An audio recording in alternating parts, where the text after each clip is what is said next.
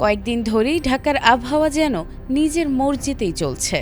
সকালটা রোদের ঝলমলে, দুপুর গড়াতেই কালো মেঘ আর হঠাৎ দমকা হাওয়া ও বৃষ্টি। কখন যে আবহাওয়া কোন দিকে মোড় নেবে তা বুঝে ওঠার আগেই বদলে যাচ্ছে দৃশ্যপট। এমন পরিস্থিতিতেই নতুন করে সতর্কবার্তা দিয়েছে আবহাওয়া অধিদপ্তর। আবহাওয়া অধিদপ্তরের দেয়া পূর্বাভাসে জানানো হয়েছে, মঙ্গলবার ঢাকা সহ দেশের ১৭ জেলার উপর দিয়ে ঘন্টায় ৪৫ থেকে ৬০ কিলোমিটার বেগে অস্থায়ী ঝড়ো হাওয়া বয়ে যেতে পারে। এর সঙ্গে বৃষ্টি বা বজ্রসহ বৃষ্টির পাশাপাশি বজ্রপাতেরও আশঙ্কা রয়েছে। ঝুঁকিতে থাকা জেলাগুলো হলো রাজশাহী, পাবনা, বগুড়া, টাঙ্গাইল, ময়মনসিংহ, ঢাকা, ফরিদপুর, যশোর, কুষ্টিয়া, খুলনা, বরিশাল, পটুয়াখালী, নোয়াখালী, কুমিল্লা, চট্টগ্রাম, কক্সবাজার ও সিলেট। এছাড়াও সতর্কবার্তায় বলা হয়েছে, সঠিক প্যাড আর সঠিক তথ্য দিয়ে এসব সামলে নিব এক হয়ে। Monalisa sanitary napkin. দক্ষিণ বা দক্ষিণ পূর্ব দিক থেকে এই ঝড়ো হাওয়া বয়ে আসতে পারে।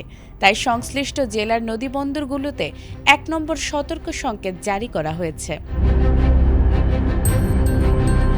এদিকে আরেক পূর্বাভাসে বলা হয়েছে, খুলনা, বরিশাল, চট্টগ্রাম ও সিলেট বিভাগের অধিকাংশ এলাকায় এবং রংপুর, রাজশাহী, ঢাকা ও ময়মনসিংহ বিভাগের অনেক জায়গায় দমকা হাওয়া, বিদ্যুৎ চমকানো সহ হালকা থেকে ভারী বৃষ্টির সম্ভাবনা রয়েছে। কোথাও কোথাও বজ্রপাতও হতে পারে।